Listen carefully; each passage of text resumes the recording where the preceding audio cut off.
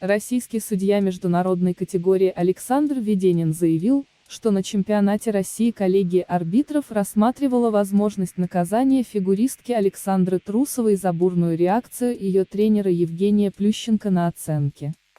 В прошлом сезоне на российском первенстве Трусова стала четвертой в короткой программе, третьей в произвольной и по сумме баллов, уступив в финальном протоколе Ане Щербаковой и Камиле Валиевой. Я бы, честно говоря, посоветовал любому тренеру не демонстрировать столь явно неудовольствие в экране телевизора.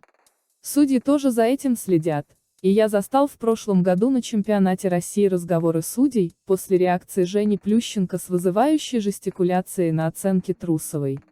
Судьи были очень возмущены и обижены, настроены наказать спортсменку за неподобающее поведение тренера. Не забывайте, что судьи – обычные люди, которым ничто человеческое не чуждо.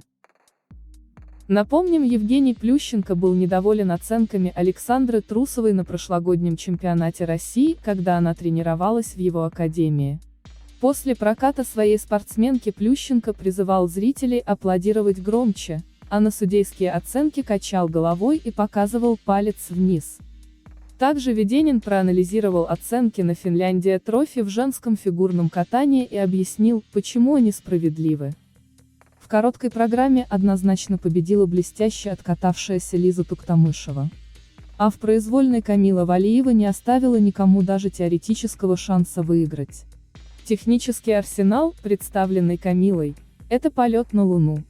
Не только благодаря 3 четверным прыжкам, а и остальному набору самых сложных тройных и каскадов с ними, самым сложным вращением в невероятных позициях и, наконец, высшему качеству всех этих элементов.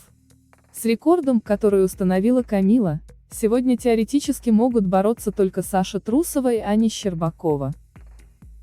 Конечно, жаль, что другая наша звезда Алена Косторная не справилась с программой, хотя и пыталась бороться с тройным акселем. Попытка была вполне хорошая, хоть и с нечистым выездом. Но я считаю, что сейчас, в начале сезона, такая проба более полезна, чем отказ от нее. В короткой программе Алена чисто и красиво сделала двойной аксель и этой частотой выиграла у Камилы, пошедшей на риск. Но справедливо победила Туктамышева, исполнившая чисто все элементы. Вообще Лиза показала, что находится в прекрасной форме и серьезно настроена на борьбу за попадание в олимпийскую сборную и медаль. Я верю, что с такой формой, как сейчас, Елизавета снова начнет работу над четверным тулупом и, вполне вероятно, сможет его подготовить к своему второму этапу или финалу Гран-при. Но думаю, у нас есть все шансы увидеть в этом году, как Лиза разрушит все правила и наше представление о возможном и сумеет конкурировать во всех разделах с юными конкурентками.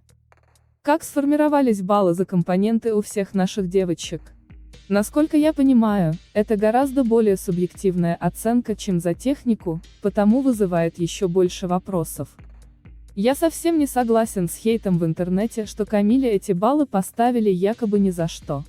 Во-первых, ее оценки за компоненты не особо высоки. Большинство компонентов у нее были не выше 9 баллов за каждый элемент, что для ее уровня в Хельсинки было минимально возможным. Это точно ниже того, что Камила заслуживала и, кстати, ниже, чем у Лизы Туктамышевой, которая выдала свой лучший прокат. Кто-то критиковал Валиеву, что она не улыбается и катается с сосредоточенным лицом. Но она ведь и катает не поп-музыку. Чтобы выкатать такую программу, надо сосредоточиться. В ее выразительных средствах участвует все тело, каждая часть тела и каждый пальчик. Каждый выезд фигуристки из любого элемента отражает музыку. И все это происходит на невероятной скорости, с бешеной энергетикой. Многие судьи придерживали Камиле баллы за компоненты под впечатлением рассказов о юности русских звезд, которые недостаточно женственны. Она как раз очень женственная, обладает невероятной энергетикой. Это главное преимущество, которым сегодня владеют Камила и Аня Щербакова. И когда спортсмен показывает такую энергетику, она не может не влиять на судей и зрителей. Еще одно очень важное замечание по хореографии. Для меня и многих специалистов хореография – это органичное сочетание движений тела и рук с движением конька. Первое требование – выразительность движений конька. Музыка должна быть выражена коньком и усилена движениями тела и рук, и даже глаз. Конек Камилы выражает музыку, а невероятно гибкий стан и руки подчеркивают эту музыкальность. На мой взгляд, этого не хватает Лизе, которая очень выразительна в движениях рук и головы. Но эта выразительность чаще осуществляется без конька, а иногда и просто стоя на двух ногах. У нее свои достоинства, и она была очаровательна в обеих программах. Особенно в конце произвольной, где она зажгла по полной в дорожке шагов и соединительных шагах между вращениями. Но это было единственным местом, где ноги, руки и тело Лизы двигались вместе, а не по отдельности.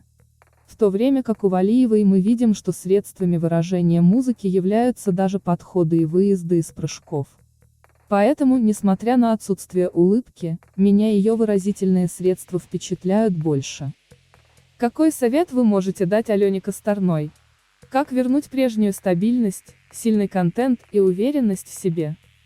Приехав из Хельсинки, я позвонил Сергею Дудакову, чтобы поделиться своими впечатлениями от увиденного. Почти на все мои замечания по тренировкам и соревнованиям он отвечал: «Да, мы знаем». И не потому, что Даниил Глихенгаус, присутствовавший в Финляндии, уже все рассказал. Просто команда видит процесс каждый день на тренировках. Они все потому и лучшие в мире, что они знают.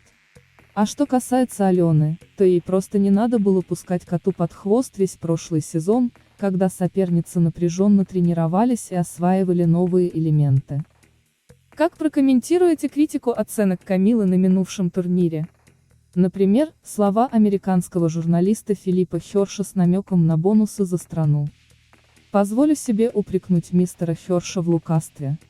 Весь мир фигурного катания знает его как одного из самых опытных и профессиональных спортивных журналистов. В свое время он много сделал для пропаганды образа Мишель Кван, когда та еще не была звездой. Херш был одним из первых, кто увидел и раскрыл талант этой невероятно одаренной юной фигуристки. И сейчас я не верю, что он не увидел такого же уровня энергии у Камилы.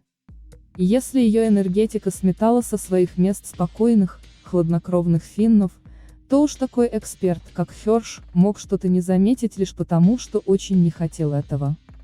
Да и если бы русской Валиевой поставили меньше баллов, то в Финляндии они бы достались другой русской, Туктамышевой или Косторной. Других вариантов просто нет. Это и вызывает такую желчную реакцию у мистера Злопыхателя. Еще меня очень заинтересовали технические советы, которые Филипп Херш несколько раз давал Камиле в недавнем прошлом на юниорском уровне. Он рекомендовал улучшить технику выездов. Если Херш так хорошо разбирается в технике, что дает советы Этери Тутберидзе, чего же он не помог прекрасной фигуристке Карен Чен, которая до сих пор делает большинство прыжков в недокрут? Она уже даже приучила к этому судей, и те постепенно перестают замечать ошибки. Или почему Херш не помог Джейсону Брауну освоить наконец сложные прыжки? Он единственный из первой десятки мира, кто за последние 5 лет почти ни на одном старте не выполнил чисто 2 тройных акселя в произвольной программе, не говоря уже о квадах.